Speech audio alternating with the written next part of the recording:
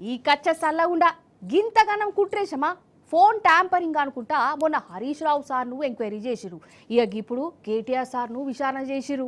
సర్కారు కుంభకోణాలు బయటికి తీసుడు, పాలనలా తప్పులెత్తి చూయించద్దా, గట్టిగా మాట్లాడితే నోటీసులు ఎంక్వైరీలా అంటే ఏం చేసినా చూసుకుంటూ ఉండాలా ఏంది?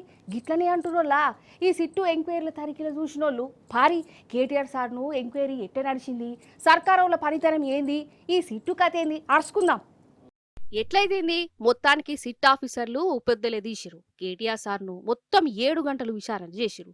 పొద్దుగాల 11ంటికి విచారణకు పోతే దగ్గర దగ్గర 6:30 కట్ల బయటకు పంపిరు. అంటే 7 గంటలు ప్రశ్నలు అడిగిరు అన్నట్టు. అసలు లోపల ఏం జరిగింది, వాళ్ళేమడిగిరు, కేటీఆర్ సారు ఏం చెప్పిండు, గవండి కేటీఆర్ సారే కుల్లం కుల్లా చెప్తాడు, ఇనాలే. నేను సూటిగా అడిగాను సిట్ వాళ్ళని, మీరు ఫోన్ ట్యాపింగ్ మీద ఏదో విచారణ చేస్తున్నారు కదా, దయచేసి మీరు చెప్పండి, ఈరోజు రాష్ట్రంలో మా ప్రతిపక్ష పార్టీ నాయకులు, మా ఎమ్మెల్యేలవి, మా నాయకుల ఫోన్లు ట్యాప్ కావడం లేదా చెప్పండి మీరు అని అడిగిన. వాళ్ళు మాకేం సంబంధం, మాకు తెలియదు అని నీళ్ళు నమ్ములుతున్నారు తప్ప కావడం లేదు అని చెప్పే పరిస్థితి లేదు. రెండవది నేను అడిగాను, ఒక మంత్రి గారు స్వయంగా నా ఫోన్ ట్యాప్ అవుతుంది, నేను మీతో మాట్లాడలేను అని జర్నలిస్టులకు చెప్పుకునే దుస్థితి ఈరోజు ఈ రాష్ట్రంలో ఉన్నదా లేదా మీరు చెప్పండి అని అడిగిన. దానికి కూడా సమాధానం చెప్పరు. అది కాదు ఇది కాదని తప్పించుకునే ప్రయత్నం తప్ప వారు మాత్రం సూటిగా సమాధానం చెప్పలేదు.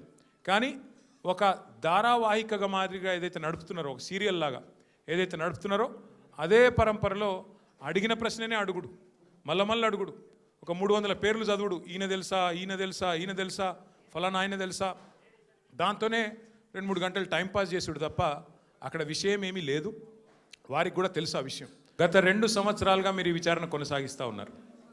ఈ 2 సంవత్సరాలలో లీకుల మీద లీకులు, ముఖ్యంగా మా పార్టీ లీడర్ల వ్యక్తిత్వ హననం చేసే విధంగా, క్యారెక్టర్ అసాసినేషన్ చేసే విధంగా మీరు ఏదైతే వ్యవహారం చేస్తున్నారో దీనికి బాధ్యులు ఎవరో అని అడిగిన. వారు మాకు సంబంధం లేదండి, మీడియా ఏం రాస్తే మాకేం సంబంధం అని చేతులు దులుపుకునే ప్రయత్నం చేసినారు. అది లోపల జరిగిన మ్యాటర్. కేటీఆర్ సారే కొన్ని ప్రశ్నలు పోలీసోళ్ళని అడిగితే వాళ్ళకే నోట మాట రాలే. అయితే ఓ దిక్కు విచారణ ఘటన అడుగుతుంటే ఇంకో దిక్కు కొన్ని టీవీలోళ్ళు, పేపరోళ్ళు, యూట్యూబ్ ఛానలోళ్ళు అసలు ఏమన్నా రాతలు రాసిరా, లోపల ఏమో జరిగినట్టు వీళ్ళే దగ్గరుండి చూస్తున్నట్టు ఏవేమో కథలు పడ్డరా.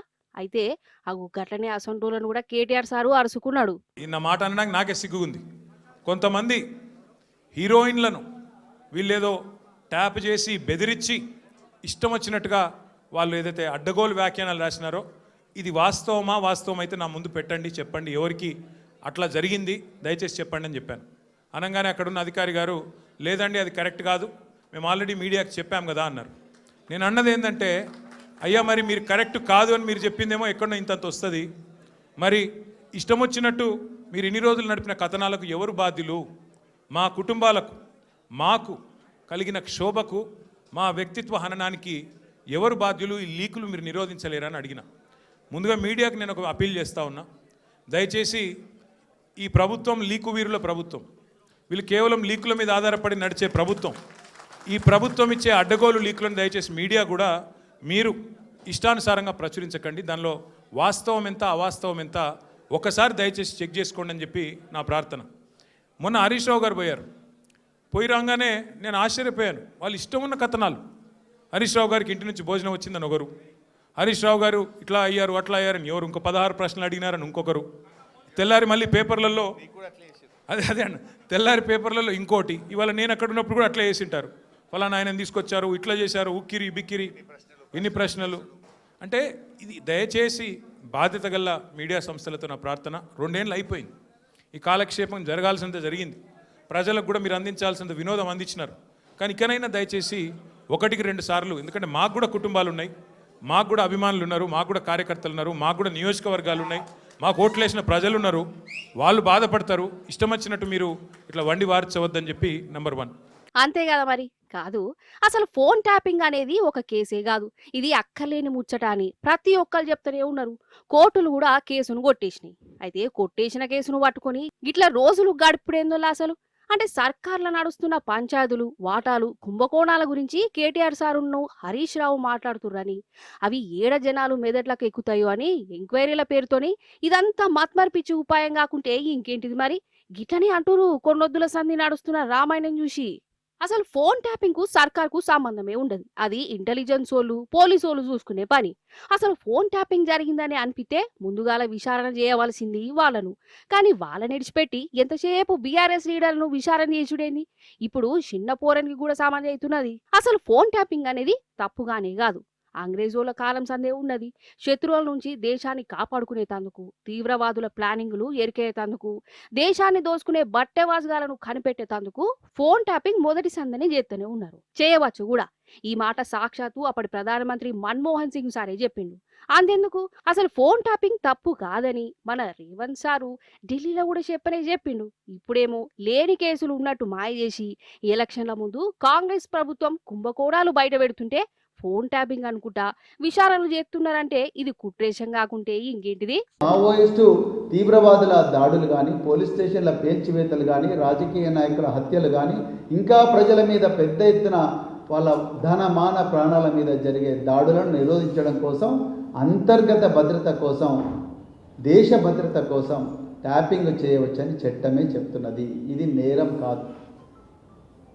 ఆనాడు భారత ప్రధానమంత్రి గౌరవ మన్మోహన్ సింగ్ గారు పార్లమెంటు వేదికగా వారే చెప్పారు, ఈ ట్యాపింగ్ నేరం కాదు, దేశ రక్షణ కోసం ట్యాపింగ్ చేయవచ్చు అని వారు చెప్పారు.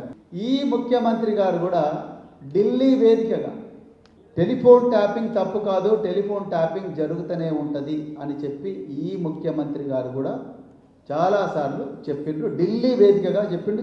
ఏ రాష్ట్రంలో కూడా దీని మీద చర్చ జరగడం లేదు, కేవలం తెలంగాణలో జరుగుతుంది. కేంద్ర ప్రభుత్వం కింద కూడా ఎన్నో నిఘా సంస్థలు ఉన్నాయి, కానీ ఢిల్లీలో దీని మీద చర్చ జరగడం లేదు. 4 గోడల మధ్యలో జరగాల్సిన ఈ ట్యాపింగ్ వ్యవహారం, చట్టబద్ధంగా జరుగుతున్న ఈ ట్యాపింగ్ వ్యవహారాన్ని బజారుకి ఇచ్చిన అపఖ్యాతి ఇలా రేవంత్ రెడ్డి గారు మూట కట్టుకున్నారు. దీనివల్ల దేశ ప్రజల భద్రత, తెలంగాణ ప్రజల భద్రత కూడా ప్రమాదంలో పడ్డది. కాదు, అసలు ఈ కేసులేందోలా షెయి పార్టీని గెలిపించింది కేసులు ఎంక్వైరీల కోసమా? అరే, అధికారం వచ్చిన ఈ 2 ఏళ్లల్లా ఈ షెయి పార్టీ ప్రభుత్వం ఒక కాలువనన్న తవ్విందా? ఒక రోడ్ అన్న వేసిందా? ఒక కొత్త స్కీమ్ అన్న పెట్టిందా? 6 గ్యారంటీలు ఏ పాట అమలు చేసిర్రు? ముందుగాల గవిడి సంగతి చూడాలి గాని అసలు పని పాతర పెట్టి గిట్లా ప్రతిపక్ష లీడర్లు సతాయించుడే పెద్ద పని అన్నట్టు చేసుడు, గిదేం రాజకీయం గిదేం పాలన అని అంటురు పబ్లిక్.